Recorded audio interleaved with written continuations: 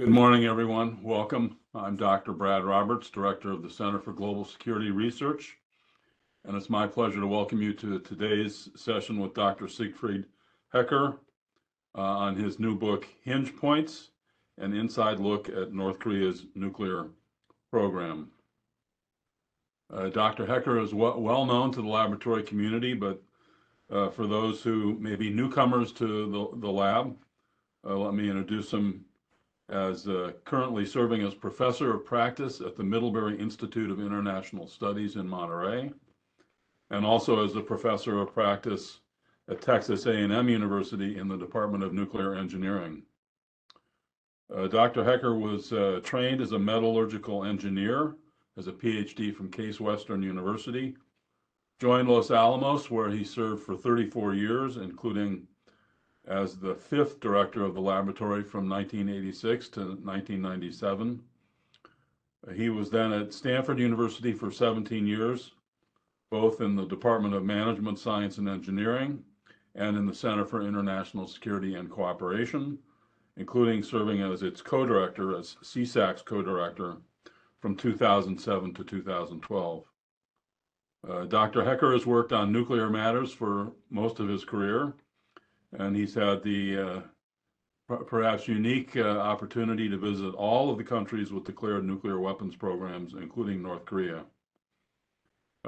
He has spoken to us a number of times most recently on North Korean nuclear issues, but previously on his 2016 book, Doomed to Cooperate, a 2-volume history documenting the lab-to-lab cooperation that occurred between the United States and Russia after the Cold War.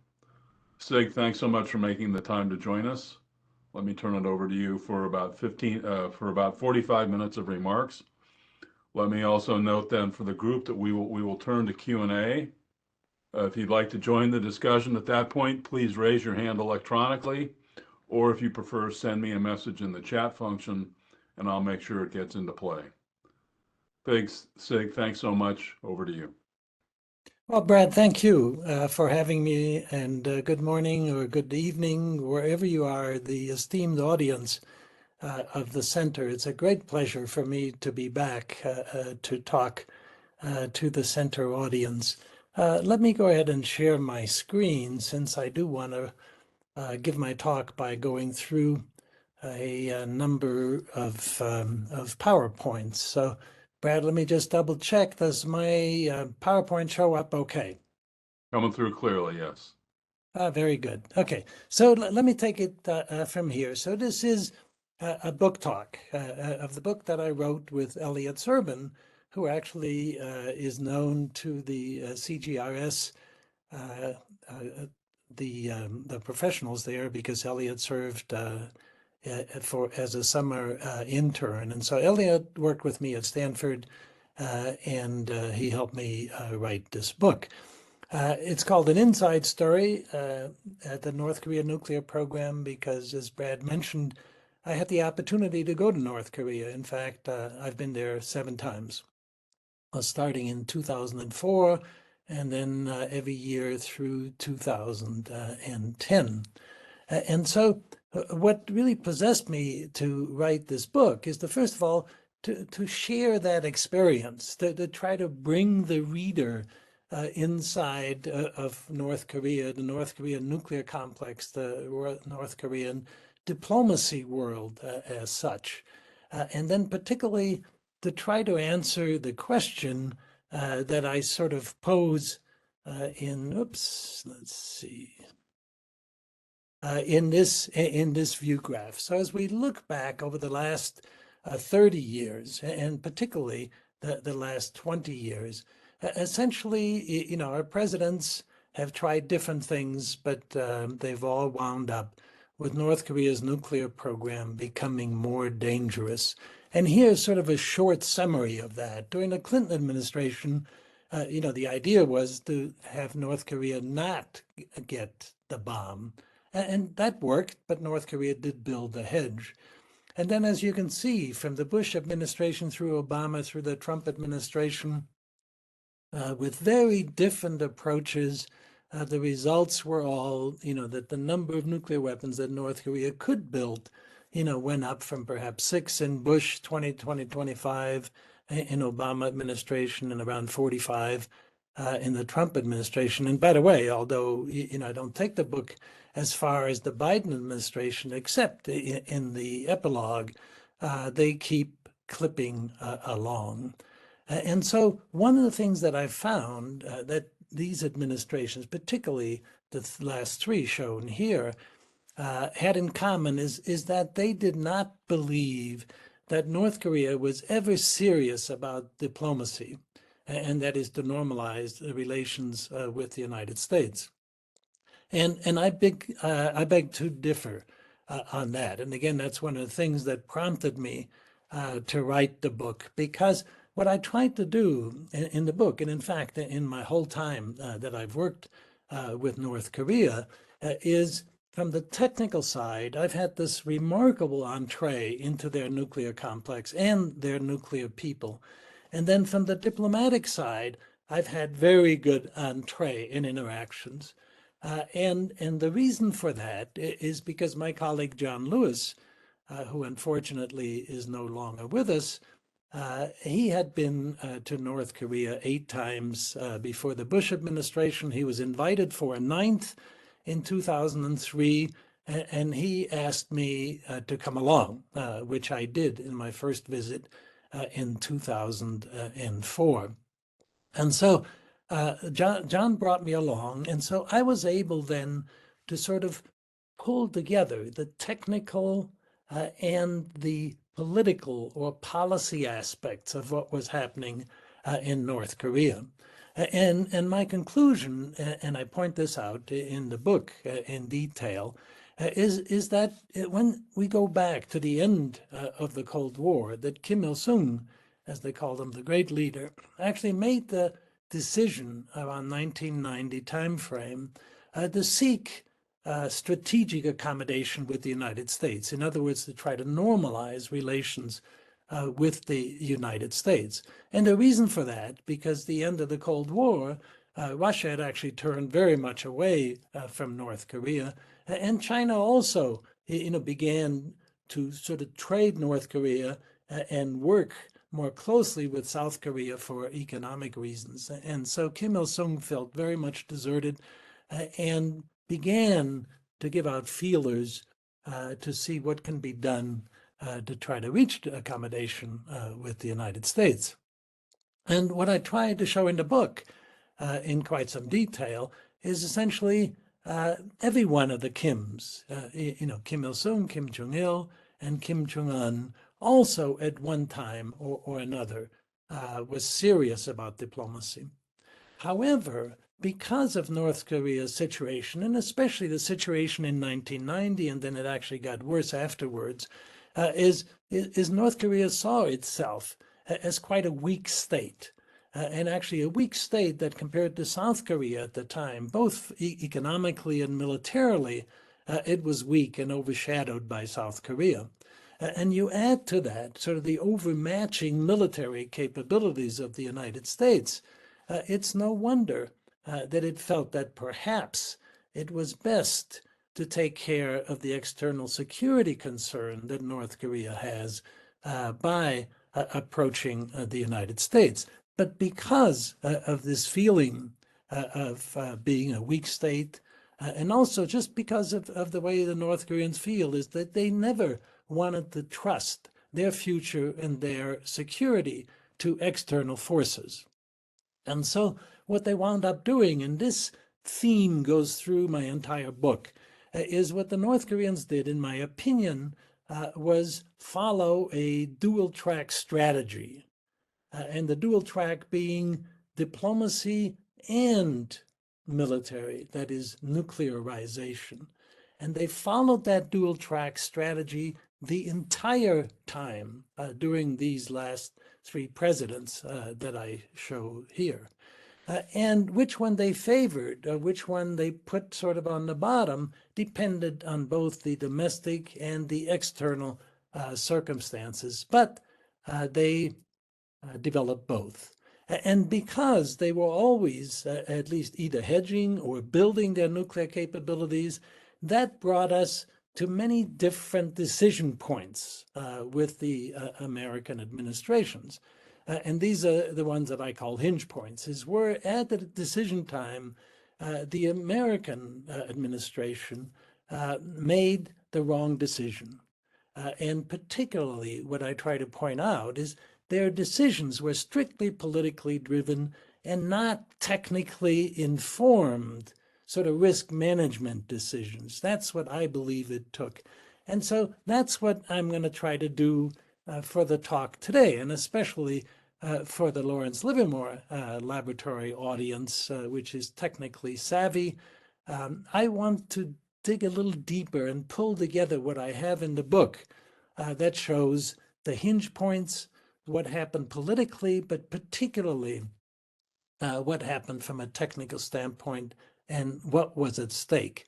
The hinge points that I cover here in this presentation, one for the Bush administration, sort of two lumped more or less together in the Obama administration, and then one in the Trump administration. So let me take you through that. So for the first hinge point in 2002, when the Bush administration had come in, one has to understand the agreed framework. And the agreed framework was this Clinton-era deal, where after some very difficult times and a crisis in early 1994, actually it was still the great leader Kim Il-sung that sort of helped to usher North Korea into this deal with the United States, which was brokered by Ambassador Bob Gallucci. And the basics of the idea was that North Korea was building plutonium production reactors that also could produce some electricity, but they were primarily plutonium production reactors. And they would trade those in or give them up if the United States, with help from South Korea, and particularly financial and technical help, South Korea and Japan, would build them modern light water reactors, LWRs. So that was the essence of the deal. However, as I show here in red, the United States also agreed to full normalization of economic and political relations. But now this was signed in October of 1994, and you all remember we had an election in November of 1994 that flipped the Congress from being Democrat to being Republican. And so the Americans never really lived up to that part. And as I will show you, the North Koreans never fully lived up to their part. So, and both sides said they would work towards peace and security. So it had sort of all of the right things of what it would take to bring about a nuclear-free Korean peninsula. And indeed, even though there was some turmoil, there were difficult times during the deal, that is particularly 97, 98. However, by the end of the Clinton administration, the way I put it here is they were almost there by October of 2000. The highest ranking military official, Vice Marshal Cho, came actually to visit first with Bill Perry on the West Coast, and then in the White House with President Clinton. And Madeleine Albright, Secretary of State, followed just a little bit later with a visit here, as you see here, with Kim Jong-il. And they agreed to a joint communique, and essentially all of the right things that you would want for establishing a new relationship were in there, but time ran out because we had an election again in November of 2000, and in came the Bush administration. And the Bush administration, and particularly the ones on the in the high levels on the defense side, had very different ideas. They looked at pressure, isolating North Korea. They thought the light water reactors were a terrible idea. North Korea should never be allowed to have anything nuclear. In fact, it shouldn't even exist. And actually, John Bolton, as he informed us later on in his book called Surrender is Not an Option, he said that when the American intel community sort of got an update in 2002. So after a year and a half of Bush administration being in office, they got an update that North Korea was pursuing a uranium enrichment path to the bomb, while its plutonium path to the bomb was frozen by the agreed framework. And what he told us later in the book is the uranium enrichment was the hammer that we needed to shatter the agreed framework. And so that was the essence of what was driving the Bush administration at the time.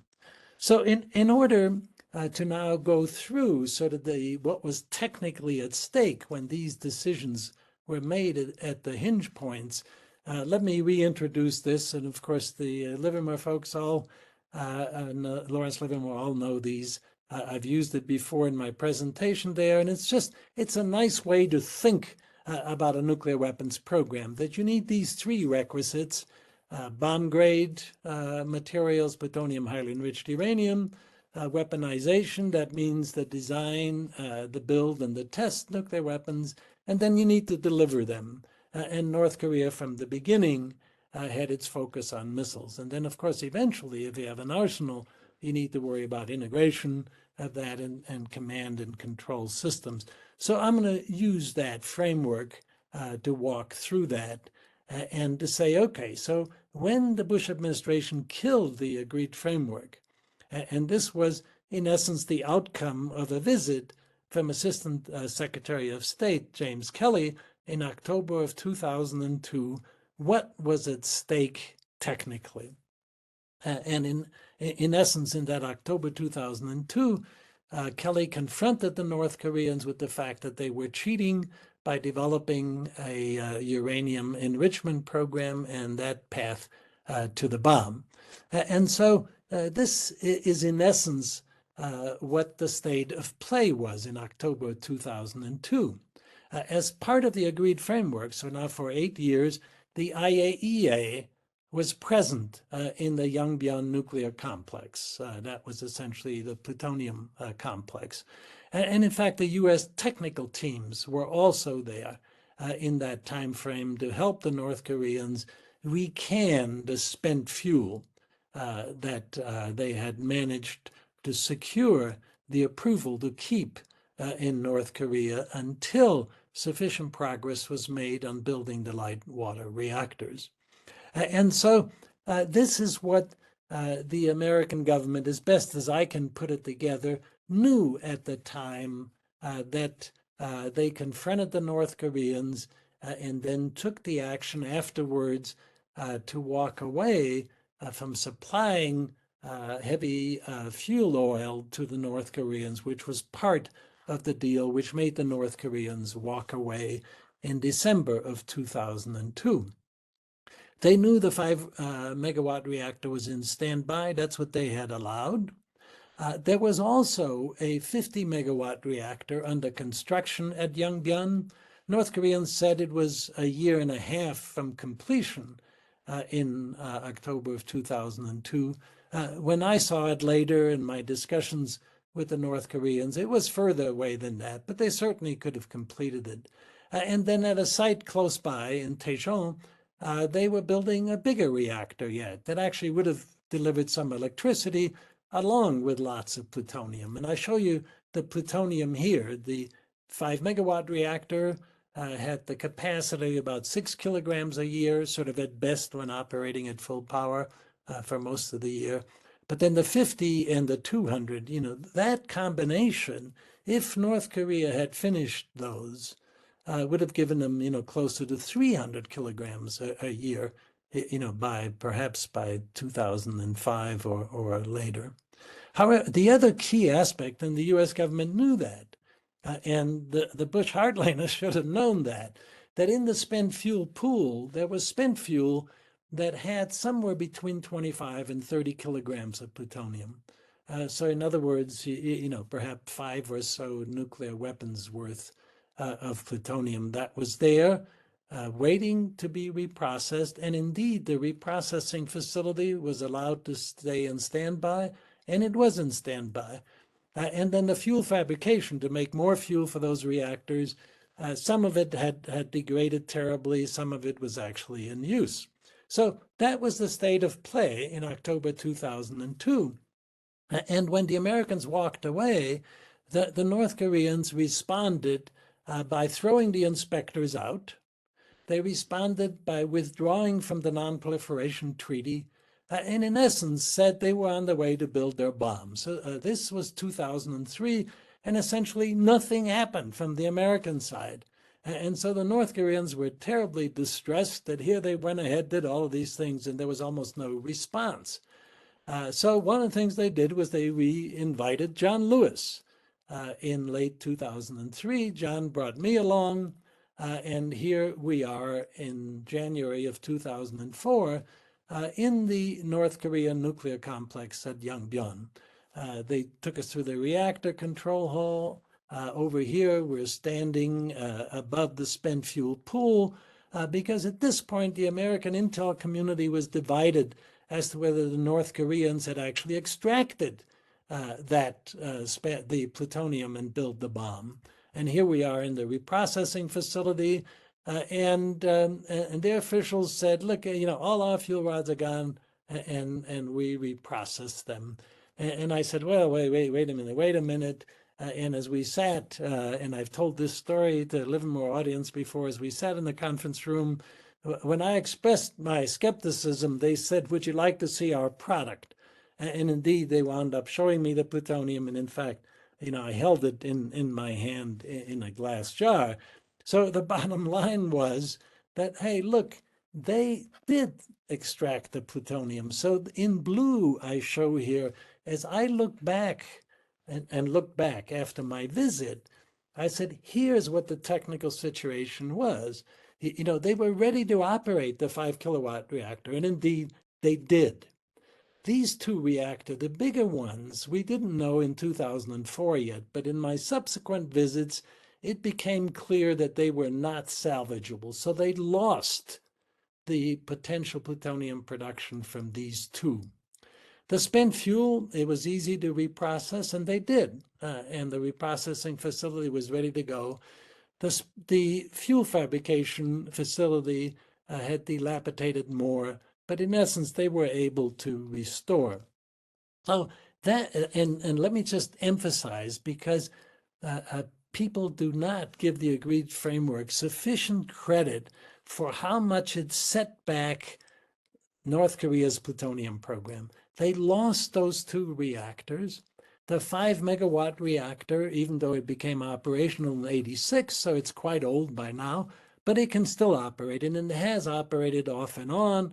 As I'll show later, they've had some cooling issues and difficulties, but that's operated. But they lost those two, and they've never ever recovered from that plutonium loss. And it still puzzles me why they didn't go ahead and build a bigger reactor, a new one, if these two were not salvageable.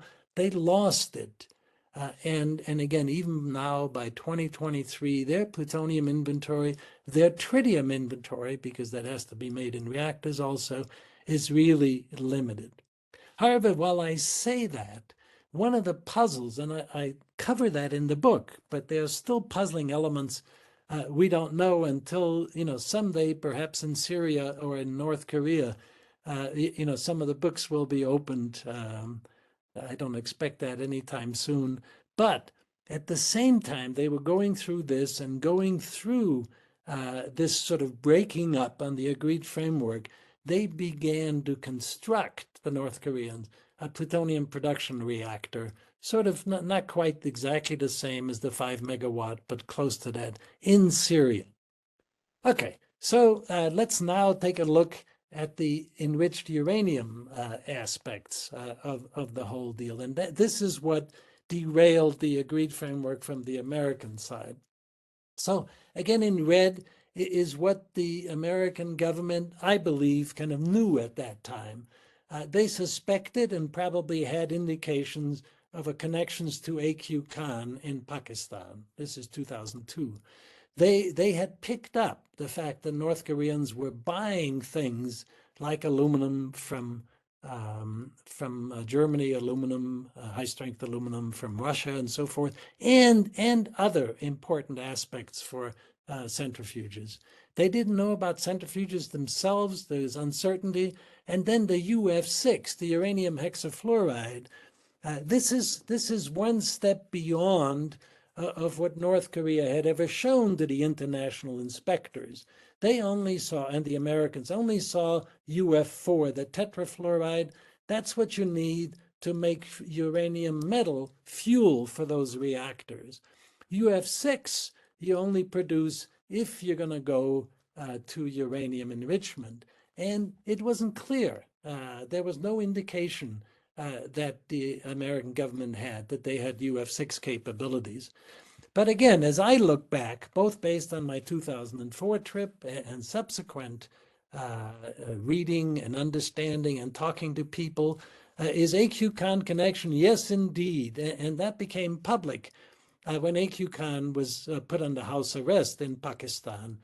He sold lots of enrichment technologies, perhaps in the end, perhaps even the Chinese nuclear weapons design to places like Iran, Libya, and North Korea.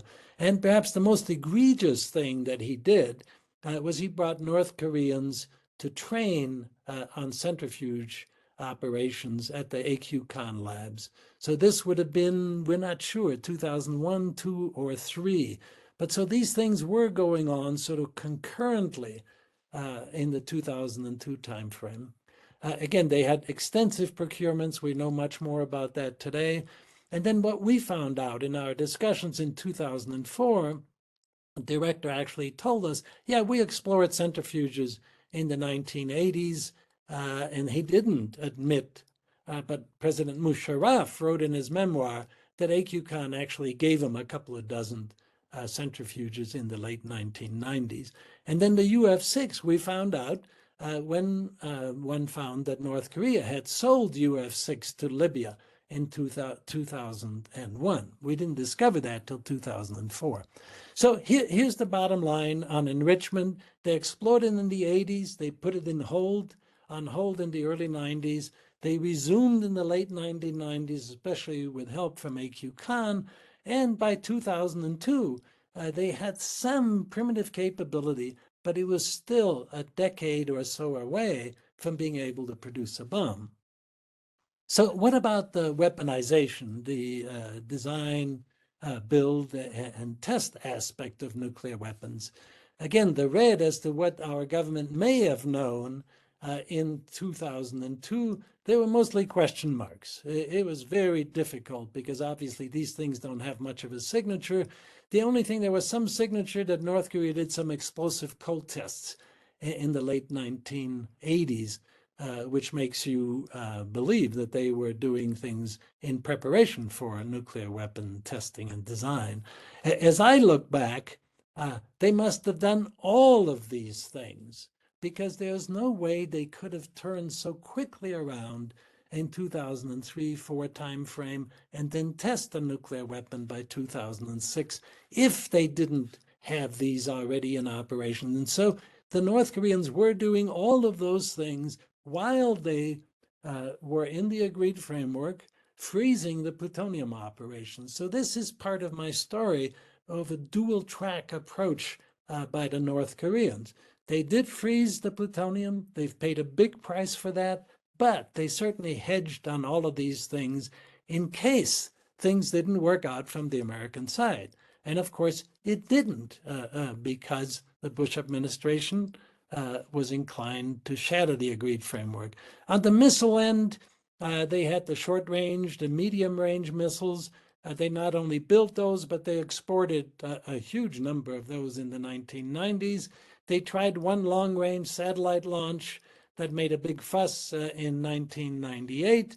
And then Secretary Perry and then Stanford University Professor Bill Perry then managed in the Perry process to get a long-range missile moratorium that the North Koreans said they would do. So that was that end. But the bottom line, and I'm spending a little more time on this than I had planned, because this was really the end. This was the really big hinge point, because at this point, one still had a chance that if we made a technically informed decision and not let them get away and restart the plutonium complex, because of the fact that they were running at least the beginning of a uranium enrichment program, we traded a risk, uranium enrichment, which would have taken, another 10 years or so to build a bomb, for the plutonium path to the bomb, which they were able to do in 6 months to a year timeframe. And in fact, the North Koreans, in order to tell us that, when we visited North Korea in 2004, here's Ambassador Lee Gun, who headed the American section. He essentially, after we got the tour through the Yongbyon facility, he said, we've now shown you our deterrent, because that's what they wanted the American government to know. And I said, no, wait a minute. It takes those three things that I just showed you on the view graph before, bomb fuel, weaponization, and delivery. However, they didn't show me those. However, I came back, and even though I was very conservative in saying what the North Koreans actually have, the bottom line was, if they can make that piece of plutonium I held in my hand, they can make a bomb. And they did.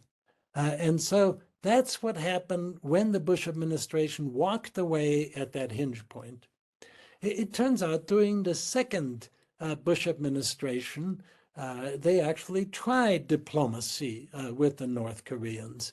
And here is Secretary Chris Hill, who was in charge of that and who tried very, very hard. And it was done in the spirit of this six-party joint statement.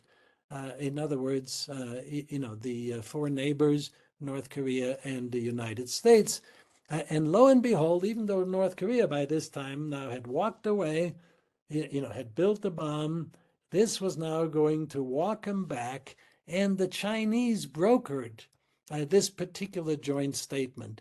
And again, it would have given us all those things that we wanted and the normalization of the U.S. DPRK relations, what the North Koreans wanted.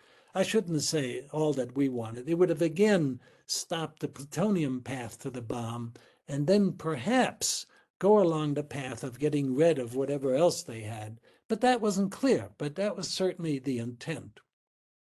However, as you'll see when you read the book, and I do hope you read the book, because that's where I really present what I think are the convincing issues and the convincing evidence, is at the same time that the Americans signed this joint statement, Washington issued its unilateral statement, which essentially walked back the key aspects of what the North Koreans wanted, and they also sanctioned the North Koreans through this Banco Delta Asia bank. And so here's then what happened in 2005. So the Americans knew this on the red scale. So they knew the reactor was operating, making more plutonium. They'd actually extracted more plutonium from the second run. And uranium enrichment must have been going on, because the government had no indications that they stopped that. And fuel fab was refurbished, but there was still a long-range missile moratorium. So then as I looked, I was there in August 2005, just before this, and I was told, without question by the Vice Minister, Kim Gae-gwan, if the Americans do not give us an LWR, there's no deal. But there were people like Bob Joseph, in government. I mean, he's an exceptional diplomat, but his view on this was very different than what we heard from the North Koreans. He actually at one time told the South Koreans, and I have this in the book, no LWR until pigs fly. And so the Americans walked back from that, and they faced the fact now that these guys were going to town in developing on all of these things. And the international inspectors were not there anymore because they got expelled in December of 2002. However, here, let me again, bring up this puzzle of the North Koreans building this plutonium production reactor. So they signed this joint statement. At the same time, they were still helping the Syrians build this production reactor, which we didn't find out until 2007, and even the Israelis didn't know until spring of 2007, and then eventually the Israelis destroyed that reactor. Well, when the Americans walked away from the joint statement, this is sort of the second big hinge point. So at that point, then, North Koreans not only kept the international inspectors out, made more plutonium, built more bombs, but then eventually went on for another long-range missile test, they called this one, and their first nuclear test on October 9th of 2006. Now, that test then, in my opinion, changed everything, because that's a declaration that they are, for themselves, they are nuclear power. It didn't work so well, maybe around a kiloton or so, but it was enough to send that message that we are a nuclear power. So what happened after that? So they have a nuclear test. Again, you'd kind of expect, this is in the Bush administration, for sort of all hell to break loose, in the relationship with North Korea. Well, no, it turns out the Bush administration did try to turn back to diplomacy, much to the critique from a John Bolton or a Bob Joseph, who were out of the administration by this point, but headed by Chris Hill. They made a couple of agreements in 2007 that the North Koreans would move along the path from first disabling their Yongbyon nuclear facilities to then eventually dismantling them. The international inspectors were allowed back in 2007. The operator, the nuclear reactor was actually not operating at that time. And they also invited me to visit separately in 2007, 2008, and here I am actually in their plutonium laboratory, in their fuel fabrication laboratory. And indeed what I said, hey, look, these are serious disablement actions. However, they're reversible. They also blew up the cooling tower for a big television show, and at least it's reputed to say for some amount of money. And so 2007, 2008 comes along, and I'll elaborate on that a bit as to what actually happened. But we're now in the Obama administration in 2009, and they greet President Obama. In fact, the day before, almost of President Obama giving his famous speech in Prague, April 5th of 2009, with a missile launch. Actually, they called that one a satellite launch. And that then wound up with President Obama walking away from these agreed actions. And here's that state of play now for 2009. So when President Obama was faced with this, international inspectors were in. The operator was in standby. I'm sorry, the 5 megawatt reactor was in standby. Reprocessing was in standby. The failed nuclear test in 2006, was there. It showed that the American government sort of called it a failed test, although my Chinese colleagues said, well, not perfect, but not bad for a first try. Uranium enrichment, they certainly suspected it, but weren't sure. And then they had resumed some missile testing. So again, from my visit, I was there in 2006, 7, 8, 9, and then again in 10, based on my visit, sort of looking back. I was there in 2009. The inspectors were then about to be thrown out. Indeed, the reactor was in standby. They had reprocessed. They had another 8 kilograms or so of spent fuel available for reprocessing. They must have been doing nuclear test preparations. Since the first one didn't work so well, they had to look for another one. Uranium enrichment, to us, it was sort of a weak denial. There was no question they were doing uranium enrichment, and they did resume missile testing. So to me, as I look back, the North Koreans had reasons in 2000 and 2007 and 8 to do some of the disablement diplomatically, but as one turned into late 2008, there were reasons why they did not want to complete sort of this diplomatic dance. And that is, in our visits, this Ambassador Ligoon essentially told us, look, things are going to be bad, and we are going to do a space launch. And we said, no, for heaven's sakes, President Obama has a different idea how to work with countries. They said, you have no idea how bad it's going to get. After this failed space launch, indeed, the U.S. followed by orchestrating United Nations security sanctions. And at that time, then the North Koreans walked away. Inspectors were expelled, and a second nuclear test followed. And in fact, it was precisely, in my opinion, the way the North Koreans had orchestrated. Whereas they might have in 2007, 2008 been serious about the diplomacy, by summer of 2008, some of the hardliners in the administration were again pulling away from that deal. And most importantly, Kim Jong-il suffered a debilitating stroke in August of 2008.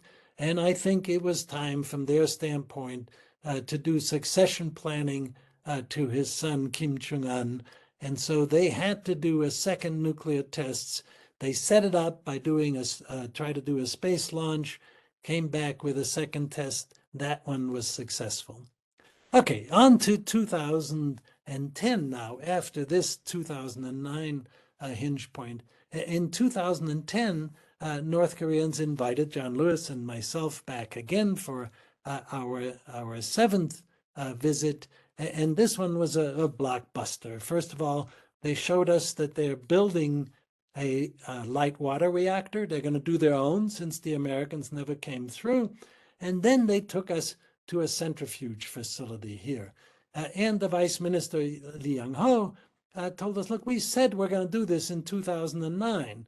You know, after you guys did the United Nations Security Council resolution, we decided we're going to build our own uranium enrichment capabilities because we need it for the light water reactor.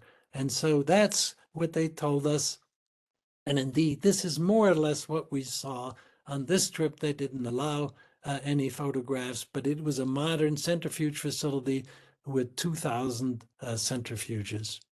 And indeed, that went on. And by that time, of course, the message was to the Americans, look, we now have both paths to the bombs, plutonium and uranium enrichment. And you'll never know how much uranium enrichment we'll have because the centrifuges are much easier to hide. Well, lo and behold, North Korea, in the final year, as we know now, of Kim Jong-il's life in 2011, he actually reached back across to the Americans, and first Ambassador Steve Bosman, and then Special Representative Glenn Davies, with Kim Jong-il and his people, orchestrated another deal. It turns out Kim Jong-il died along the way. Kim Jong-un took over, and the deal was actually then signed on Leap Day on February 29th, 2012. The problem, as I point out in this slide, is two sides had different views of what the agreement actually was. North Koreans said they had reserved the right to launch satellites. The Americans said a satellite is a missile launch. Well, indeed, North Koreans launched a satellite on April 13th, just before the 100th anniversary of Kim Il-sung's birth. Again, the Americans walked away, and the North Koreans then went back and built up its program unabated. And this is, again, what happened. So in 2012, there were no inspectors there. They could have come back as part of this deal. The reactor was not operating. It was actually cooling-related problems. It went back into operation later to make more plutonium and more tritium. Reprocessing, they actually made some improvements. Uranium enrichment, they now said, yes, we have it, and they showed it to me and my colleagues. Weaponization, they were doing preparation for the next nuclear test, and there was a bit of a lull in the missile testing. And indeed, they constructed an experimental light water reactor. The exterior was completed by 2013. Interesting, though, They've had problems with reactors. It's still not operating as of 2023. I think it was built for electricity production, but also could be repurposed for plutonium production and tritium production. And so what happened then after the Leap Day deal failure? North Korea did finally launch a successful space shot, and they conducted their third nuclear test. In this case, I think this one was their first test with highly enriched uranium. And they gave us some of the sort of rhetoric that you hear nowadays, that is, they'll exercise their right to preemptive nuclear attack and so forth. Okay, so then as one looks back at the Obama years, and if you read the book, you'll see that I'm not kind to the Obama years, and for very different reasons than for Bush or then later Trump. But look, this is what happened in the Obama years. 4 nuclear tests. That is a huge, huge step. They actually showed us one that was called in the American social media, the disco ball. We don't know whether that's the one that tested, but it's quite possible. So that's what they did for nuclear testing. Here's what they did for the missile tests. Here are the Obama years. So 4 nuclear tests, many missile tests. That was the end of the Obama administration. Essentially, this idea of strategic patience, or what I call, maybe they morphed into benign neglect, allowed the North Koreans to go ahead. And there was no diplomacy, of any kind. There was another minor hinge point in 2015, but I won't discuss that here. In comes President Trump, as you well know, and 2017, his first, was a very, very dangerous year. He said he had no choice, but he's going to have to destroy all of North Korea, and North Korea countered and saying the nuclear button is on Kim Jong-un's desk.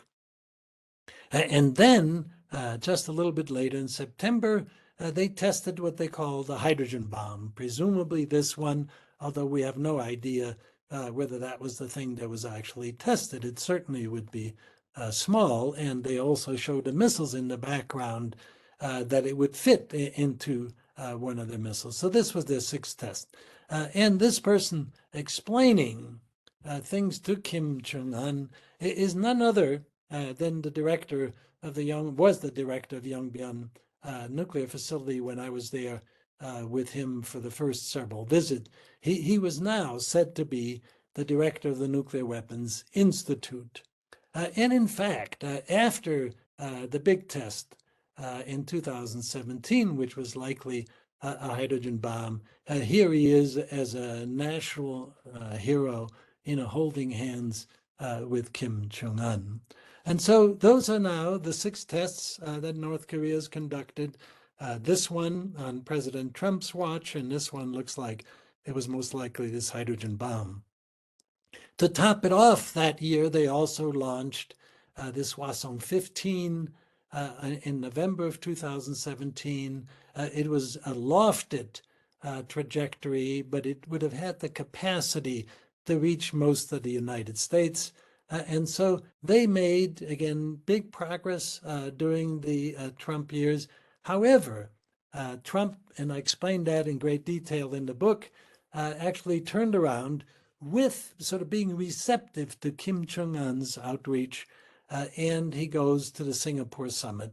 And they sign this joint statement, not much detail, but it has the key aspects of normalizing the relations and for the fact that they're going to go ahead and give up this move towards their nuclear weapon-free Korea Peninsula.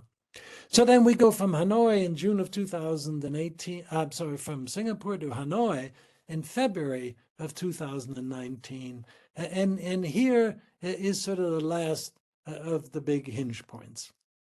On the North Korean side, and so this is once, and there's several times when the North Koreans, when they had a good opportunity, they missed the opportunity. They had a good opportunity between Singapore and Hanoi to work with Steve Biegun, who was an exceptional diplomat and actually had the right ideas as what to do with North Korea. And Kim Jong-un decided not to. And so they were able to make no progress before Hanoi. Instead, they allowed John Bolton, essentially the prime President Trump, that the best path for him to take personally was to walk away from Hanoi. The issues were that what Kim Jong-un wanted, what he had hoped to accomplish personally at the table, was to have some of the sanctions relieved in return for giving up Yongbyon. Again, once again, to give up Yongbyon. Again, no inspectors had been there since 2009. They built the centrifuge facility that I saw. They doubled that centrifuge facility. They were building an experimental light water reactor. I'm going to show you that. And instead, they decided to walk away. Indeed, Trump actually got accolades from both sides of the political spectrum. At that time, he said he was right to walk away. I wrote a piece right after that, and I said, was he really? I don't think so. Kim felt humiliated. It was a hinge point, and I called it a hinge point at that time. And indeed, what he gave up was this. As I looked at it, my last visit was there in 2010. There were no international inspectors. In fact, nobody had been, as far as we know, in the North Korean nuclear complex from outside of North Korea since 2010. They managed to restart the 5-megawatt reactor, but they had intermittent cooling problems because they blew up the cooling tower and tried to go to the river. The experimental light water reactor is still not operational. Reprocessing was operational. Uranium enrichment, so the estimates that I made was that perhaps they can make on the order of 175 kilograms per year.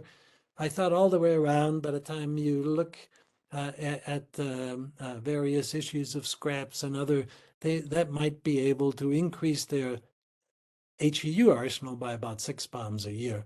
They had done 6 nuke tests. They ramped up the ICBMs. So, and the fact that he was given credit for not trading in sanctions relief for this old, used up nuclear facility. It wasn't old up.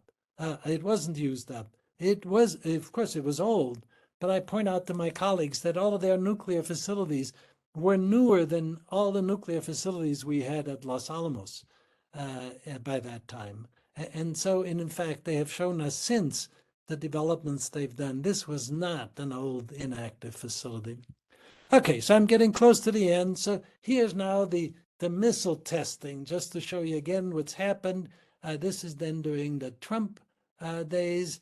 Then comes Obama and this huge spike in 2022. So what happened?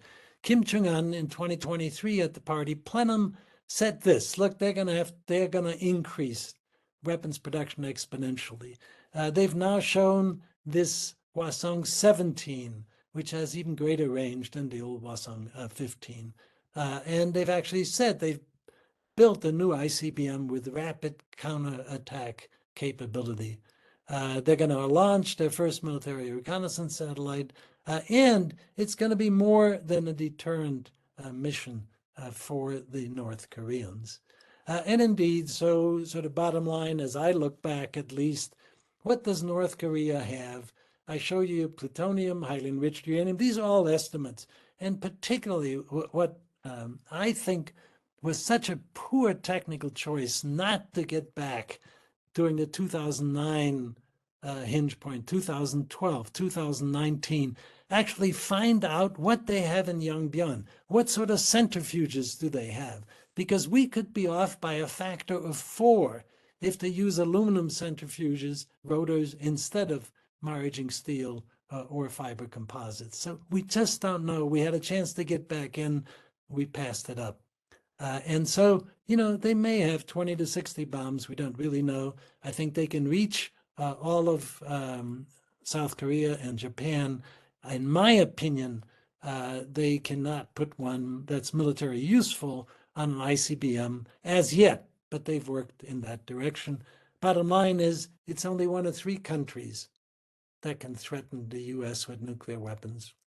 So this, in the book, I only touch on Biden in the epilogue, but essentially to say it was looking in now in the last year, looks very, very strongly that North Korea's desire to normalize with the United States may be gone. So Kim Jong-un seems to have teamed up and put his fortune with the Russians and with the Chinese. And of course, the Russians and the Chinese struck up this relationship with no partnership with no limits in February 4th. And as we speak, President Xi Jinping is in Moscow. And so, perhaps North Korea has turned in that direction, but we should learn that sort of over the years, they've shown that in the end, they're pragmatic. They're quick on their feet, and the tide may change. Washington should learn from these past mistakes. It's one of the reasons I wrote the book, and so that we don't repeat those. So, here's where we are today, the very latest. He actually is taking his young daughter along for the Hwasong 17 launch. Just yesterday, apparently has her there to watch the missile test simulating a nuclear attack. So things right now are in a very bad state. It doesn't seem to get the attention that it needs to. And I hope to have contributed to some understanding. The book is published through Stanford University, and we also have a complimentary website that gives you much more of the inside scoop and a lot of photographs at the CNS site in Monterey. So let me stop with that. And I went on a little longer, Brad, as you saw, I got carried away. Turn it over to you. No worries. Thank you, Sig. That was excellent. Very interesting and useful to pause at each of those points and delve in a little deeply. Let me note that the links to the Stanford University Press site and to the Monterey site on the book are both in the chat function for those who would just like to click there and gain ready access.